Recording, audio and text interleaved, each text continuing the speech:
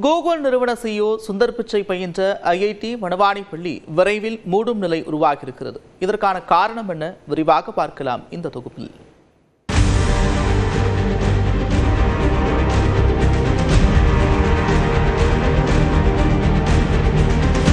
Chennai IIT வளாகத்தில் பணியாற்றும் ஆசிரியர் மற்றும் ஊழியர்களின் குழந்தைகளுக்காக மறைந்த முதலமைச்சர் காமராஜரால் 1963ஆம் ஆண்டு வனவாணி மெட்ரிகுலேஷன் மேல்நிலைப் பள்ளி திறந்து வைக்கப்பட்டது.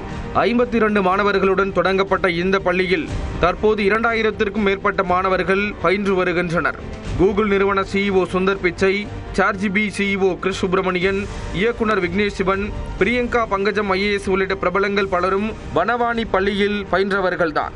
உலகின் தலைசிறந்த ஜாம்பவான்களை உருவாக்கிய இந்த வனவாணி பள்ளி இன்னும் ஓரிரு ஆண்டுகளில் மூடப்படும் சூழல் உருவாகியுள்ளது.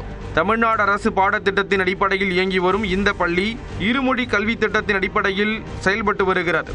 ஆனால் ஹிந்தி மொழியை கற்க வேண்டும் என பள்ளி நிர்வாகம் கட்டாயப்படுத்துவதாகவும் UKGயில் ஆங்கிலத்திற்கு அடுத்து ஹிந்தி கட்டாயமாக்கப்பட்டுள்ளதாக பெற்றோர் ஆதங்கத்துடன் கூறுகின்றனர்.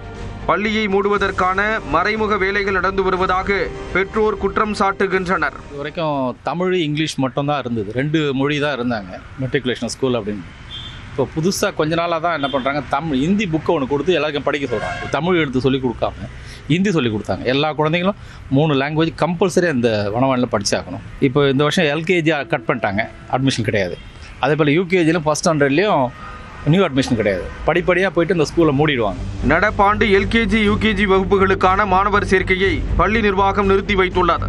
இதனால் கட்டாய கல்வி உரிமை சட்டத்தின் கீழ் மாணவர் சேர்க்கையும் பாதிக்கப்பட்டுள்ளது. இந்நிலையில் அரசியல் கொள்கைக்காக இதுபோன்று பள்ளிகள் மூடப்படுவதை ஏற்றுக்கொள்ள முடியாது என்கிறார் கல்வியாளர் ஜெயபிரகாஷ் காந்தி.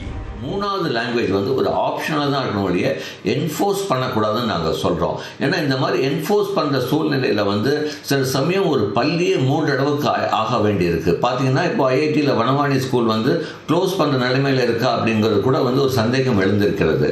அரசியல் கொள்கையினால் ஒரு பள்ளிகள் 3 அளவுக்கு கொண்டு வரக்கூடாது அப்படிங்கிறது எங்களுடைய கோரிக்கை. இது தொடர்பாக வனவாணி பள்ளியின் தலைவர் தனபால், முதல்வர் பிரான்சி தாமஸ் ஆகியோரை நியூஸ் 18 தமிழ்நாடு செய்தியாளர் தொடர்பு கொண்டு விளக்கம் கேட்டபோது அதற்கு பதிலளிக்க மறுத்துவிட்டனர். தற்போது IIT கட்டுப்பாட்டில் இயங்கி வரும் இந்த பள்ளியை அரசே தன் கட்டுப்பாட்டில் எடுத்து பாதுகாக்க வேண்டும் என்பதே அனைவரின் எதிர்பார்ப்பாக உள்ளது. நியூஸ் 18 தமிழ்நாடு செய்திகளுக்காக ஒளிப்பதிவாளர் சேகருடன் செய்தியாளர் லிபிகா பழனிவேல்.